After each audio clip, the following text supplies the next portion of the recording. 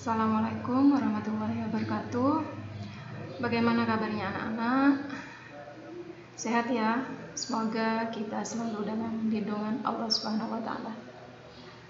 Untuk pembelajaran kali ini kita akan belajar bab 4, yaitu memberi tanggapan dengan santun. Kompetensi dasar 3.7, mengidentifikasi informasi berupa kritik, sanggahan atau pujian dari teks tanggapan, lingkungan hidup, kondisi sosial atau keragaman budaya yang dibaca atau didengar.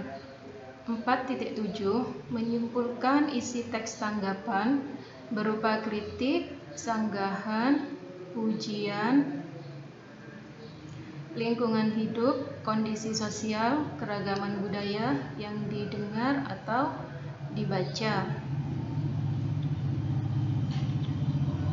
Ya, yang pertama tentang pengertian teks tanggapan.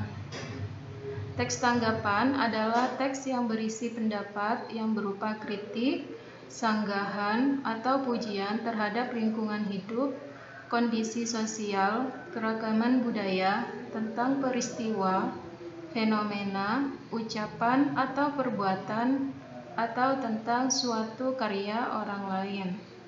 Nah, kegiatan memberi pendapat itu merupakan bentuk sebuah tanggapan terhadap sesuatu.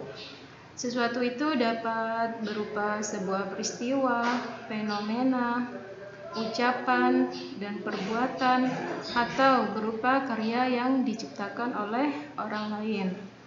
Syarat tanggapan itu harus objektif, santun. Objektif itu maksudnya kamu menanggapi sesuatu berdasarkan yang sesungguhnya, fakta, dan sesuai dengan kenyataan.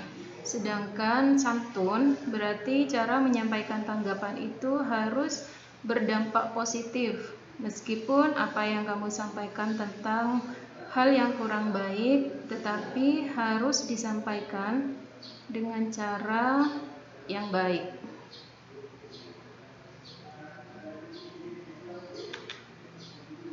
Kemudian di dalam teks tanggapan itu terdapat beberapa informasi. Yang pertama, 1. Pujian. Pujian itu ditandai dengan pernyataan-pernyataan yang positif, yang membesarkan hati atau pihak lain. Kemudian yang kedua, kritik. Kritik itu berupa pernyataan-pernyataan negatif, celaan, melihat kekurangan atau kelemahan seseorang atau pihak lain. Kemudian yang ketiga, alasan. Alasan adalah pernyataan yang mengungkapkan sebab atau alasan terjadinya sesuatu.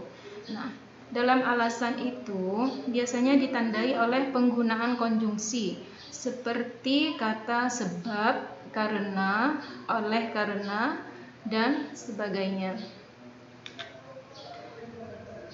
Kemudian yang keempat, saran. Saran adalah pernyataan-pernyataan yang mengungkapkan atau yang memberikan jalan keluar untuk menyelesaikan sebuah masalah. Nah, biasanya dalam saran itu biasanya ditandai oleh penggunaan kata-kata seperti perlu, sebaiknya, seharusnya, dan lain-lain. Kemudian tentang fungsi teks tanggapan. Fungsi teks tanggapan itu berfungsi untuk mengakrabkan belajar dengan sikap apresiatif dan kritis. Tanggapan dapat berupa persetujuan, pujian, ketidaksetujuan, dan kritik. Nah, kemudian langkah-langkah menyimpulkan isi teks tanggapan. Yang pertama, membaca paragraf. Tentu sebelum menyimpulkan, kalian harus membaca dulu. Teksnya itu dibaca sampai selesai. Kemudian menentukan kalimat utama. Sudah tahu kalimat utama kan ya?